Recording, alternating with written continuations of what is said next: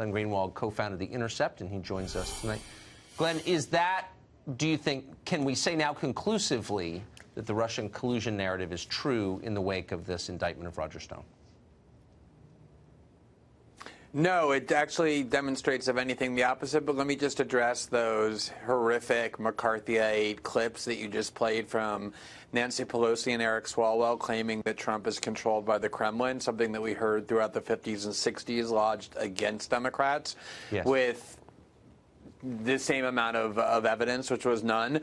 In almost every important instance, including right now in Venezuela, giving arms to the Ukrainians who are opposed to the Russians, bombing the Russian client state in Syria, imposing incredibly harsh sanctions on Russian oligarchs, Trump has acted contrary to the interest of the Kremlin, the most important example of which is probably Trump's very vehement denunciations of the Germans for buying natural gas from Russia, one of their most important exports on which their economy depends, rather than buying it from the U.S. Really weird behavior for somebody who is being blackmailed by Vladimir Putin. He keeps doing exactly the opposite of what Putin wants. The Roger Stone indictment is like all of the other Mueller indictments, and that is the number of people that Mueller has indicted for what the original Mueller letter said he was supposed to find out, namely whether there was criminal coordination between the Trump campaign on the one hand and Russian government on the other hand with respect to the 2016 election.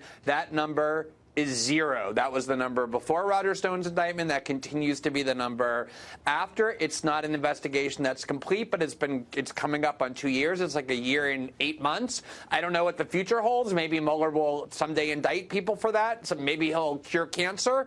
But as a journalist, all I can do is say what has happened up until this point. And up until this point, there have been 0 indictments on that core question.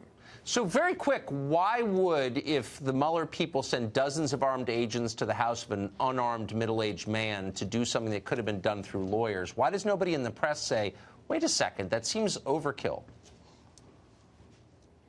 I mean, the CNN was not only not objecting, they were super excited by it. They sent one of their correspondents who has connections with her, I think even worked for the FBI, to cover it like it was the OJ chase. And I think that this has been one of the problems is the press has completely given up its adversarial role when it comes to questioning prosecutorial power, what the CIA does, what the FBI does. Robert Mueller is almost like this godlike figure, and as long as you do abuses to people they don't like Roger Stone, they'll sit and cheer. Yeah, I think you're exactly right. We should push back, and I hope that I have enough integrity to push back when the next prosecutor does it to someone I don't like. I really do. Glenn Greenwald, thank you very much.